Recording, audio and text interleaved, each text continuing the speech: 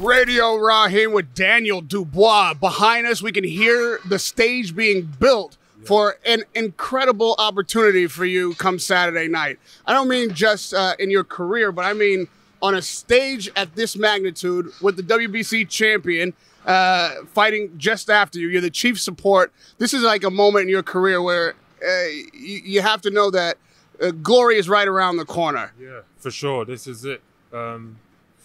First big stadium fight, and it's going to be, what a night. It's going to be, all eyes are on us, me and Fury. So I'm looking to go out there and put in a devastating performance.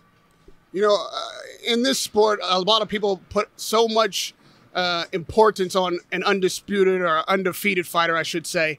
But knowing the sport, sometimes a loss, especially on your way up the mountain, can teach you so much, can make you a better fighter than you had been before.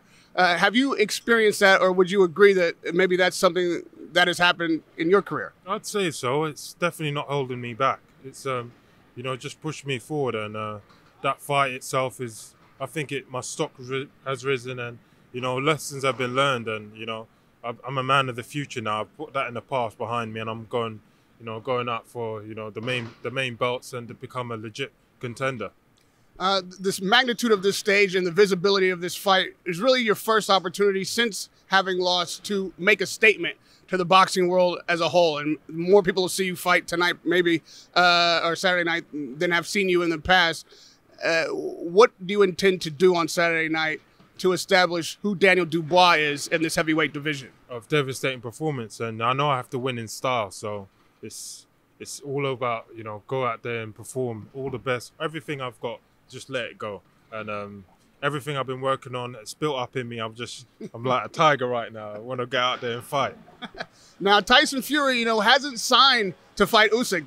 That deal is not done, no matter how bad we all want it. Yeah. And I'm sure you're aware that if that fight doesn't happen, you're the mandatory, assuming you win Saturday night, for Oleksandr Usyk. Of course. I prefer Tyson, to be honest, but it's, whatever one of them, they're the big boys, and I want to show that I'm capable. I'm a top dog, and, I'm one of the best out there. So it's all about fighting now. I want to just let my fighting do the talking and let the people demand that they see me in the ring with these guys. Now, Tyson Fury's got the WBC, but Oleksandr Usyk has all the other belts. Why you prefer Tyson? I just think, we're same promoter. It's a British fight. I don't really, traveling's fun and all that, but I like to stay at home, and, a massive fight over here would be better. But, that's how I feel. And I feel like, fight Fury. Why not? Why not? He's a big, massive man. A lot of people consider him the best of the heavyweights, regardless of who holds what belt. Talk to me about your matchup with him and how you gained victory against Tyson Fury. Well, I feel like all I have to do is, he's a mountain of a man, of course, and he's proven he's a serious fighter. And, he's done what he's done and accomplished. He's just, he's definitely a serious contender, world champion. So, for me to step into that fight, I need to show that I'm a serious fighter. And, a couple more fights like this and on this sort of level, then who knows? For Oleksandr Usyk's credit, he is also considered a very technical fighter, an awkward, difficult fighter, a little bit closer to your size anyway. Yeah. And, like I say, a mandatory. He may not be able to swerve you. If you get that fight in a perfect world for you, talk to me about how you match up against Usyk. Usyk, can I say, I feel like my style and, me at the top of my game, I'm aggressive, I can box, and, that's trouble for any fighter out there. I can box, and just holding composure and all of those things. Those are just fighting, really, just letting it out. I don't do too much talking myself, but I know what I got to do. If they give us a chance, then we'll take it with both hands. If you had a shot at either title opportunity, you'd be mad to pass it up. But I know that having a loss on your record and that fighter still being active, for a lot of guys, it's hard to get over. How badly do you want another shot at Joe Joyce? And is that something that you talk to your promoters about putting in your future? We can meet for sure, definitely down the line.